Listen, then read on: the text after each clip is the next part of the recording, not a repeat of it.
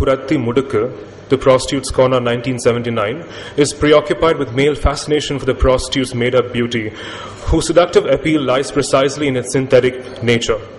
Through her theatrical performance of desire and pleasure, the prostitute alternatively evokes and disappoints desire. The client's interpretation of the prostitute's desire is ambiguous, for the prostitute is an embodied simulation of desire that veils an absent quote-unquote truth or quote-unquote subject of desire. The Prostitute's Corner is mostly narrated by the male protagonist of the story, who, despite himself, falls in love with a prostitute called Thangam. Before he meets Thangam, he had assumed love and marriage were convenient arrangements for rearing children. But in his encounters with Thangam, the narrator is conflicted by his paradoxical interpretations of Thangam's desire and acts of intimacy that are at once quote-unquote authentic and disillusioned by the commercial nature of prostitution. The narrator wishes every prostitute was as professional and particular as Thangam. From her tireless engagements with her profession, he wonders if Thangam had greater sexual desire than the other prostitutes.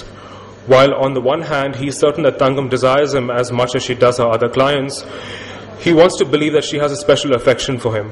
He clearly fetishizes her desire for him.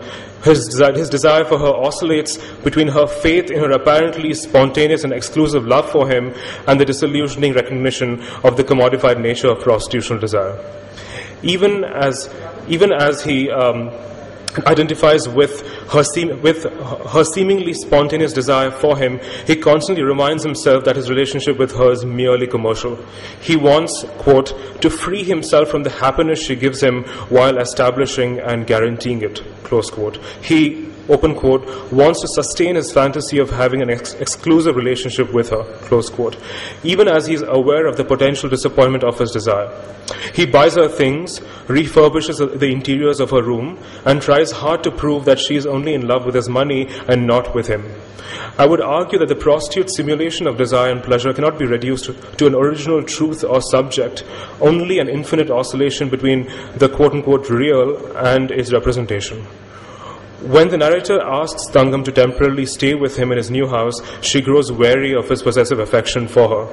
When she claims she already has a husband, he is incredulous and ridicules her apparent faithfulness. She says, quote, "I don't have to be a widow to be in the business," close quote.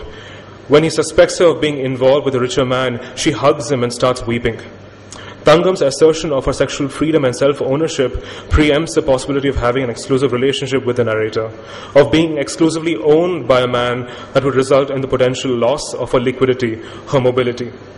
She cannot be exclusively owned or possessed by any man without being excluded from the circulation and exchange of sexual identities and desires. Conversely, for the narrator, the possibility of possessing Thangam is to be dispossessed, to lose his individuality, to become a substitutable object of her desire. The narrator discovers Thangam has again been wrongly accused and arrested for soliciting a customer and has been asked to pay a fine in court. This time, she decides to file a case with her pimp's help. She's certain the client, the police, and the law are complicit in her ruin. When the narrator offers his help, Thangam asks him to lie to the court that he has been financially supporting her. For the first time, he feels nothing but empathy and compassion for her. He recognizes in his own status as a social outcast, as orphans who have marginalized themselves from society. He promises to help her if she agrees to renounce prostitution and live with him.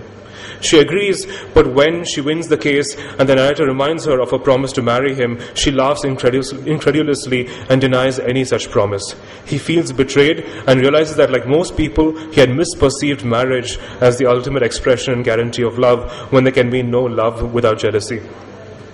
There is merely, a quote, an irrational faith in marriage, a social guarantee of faithfulness that has been handed down, close quote. The narrator is determined never to see Thangam again. Some months later, he learns from her pimp that she has disappeared from the brothel with her husband Natraj. The narrator later discovers when he goes to Trivandrum on work, she confesses she's Natraj's mistress and not his wife. She laments that he has been imprisoned for committing a serious crime. She recounts a violent encounter with his wife, who burnt her when Natraj decided to take her under his care. She tells him she has always considered him as her husband, although he's a married man with children. She is grateful to him for taking care of her needs and privileging her over his wife. Now she feels responsible for ruining his family. Tangam's guilt and helplessness and the love for her quote-unquote husband and his imprisonment reduces her to a sorry state of helplessness and despair.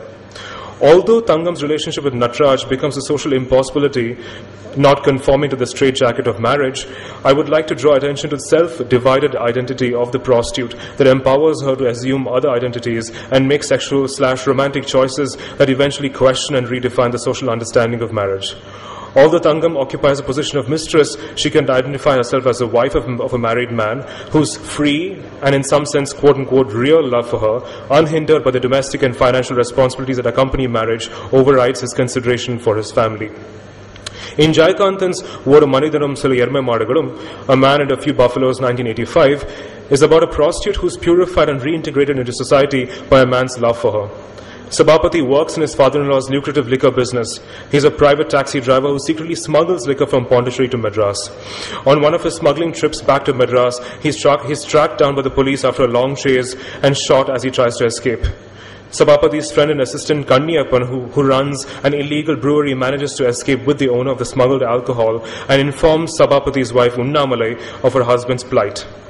At the hospital, Sabapati is sorry to see his wife cry helplessly. He thinks of the fights they have had in the past over his alcoholism and his affair with a prostitute named Leela. While he sympathizes with Unnamalai's jealousy and her determination to raise their children independently, he perceives Unnamalai as an unrefined and illiterate country bumpkin who will never understand the true significance of his relationship with Leela. As Sabapati is convalescing in the hospital, his friend Kanniyappan secretly gives him a letter from Leela that expresses her gratitude and humility to, quote-unquote, his flawless and unselfish love. Quote-unquote, her guilty conscience makes her ask her if she is worthy of such love. Close quote. She promises not to have any sexual relationships with her boyfriends or her uncles/pimp's friends until he recovers. She decides to change into a new person when he comes to see her. The sound of his quote-unquote unrefined Madras dialect, now her degradation touches her innermost being. Her sexual continence and self-denigration become redemptive symptoms of her quote-unquote failed attempts to be worthy of Sabapati. What follows as part of the novella is a long flashback that is triggered by Leela's letter. The flashback begins with Sabapati's childhood memories of Leela as a young girl and ends with his unsuccessful attempts to convince Unnamalai of the innocence of his friendship with Leela. Sabapati remembers accompanying his poor mother to Leela's house to deliver milk. He remembers looking at Leela's quote-unquote golden form with his mouth agape. Leela is disgusted at the sight of a quote-unquote smelly dark boy staring at her. The narrator says, Sabapati at that age never thought of bathing, combing his coarse hair and wearing a clean shirt, close quote, when he came to see her. Sabapati remembers running errands for Leela at her slightest command. But once Leela matures into a pubescent girl, she's forbidden from stepping out and spends most of her time indoors. Sabapati, now older, is, quote, ashamed to be spotted by Leela standing like a servant before her wealthy and reputed family, close quote. Sabapati tries to explain, quote-unquote, the true significance of his relationship with Leela so that to Unnamalai when she accuses him of having an affair with a whore. What is interesting to note here is that Unnamalai is more concerned that her husband is having an affair with a prostitute rather than the fact of his sexual infidelity. He angrily refutes her accusation that seemingly, quote-unquote, insults his masculinity. He asks her, do you think I go for leftovers? Close quote. That suggests that the male anxiety around unbridled female sexuality and the potential threat of emasculation. He tries to convince her that Leela, quote-unquote, was not always a prostitute. He recounts his childhood memories of Leela and expresses his gratitude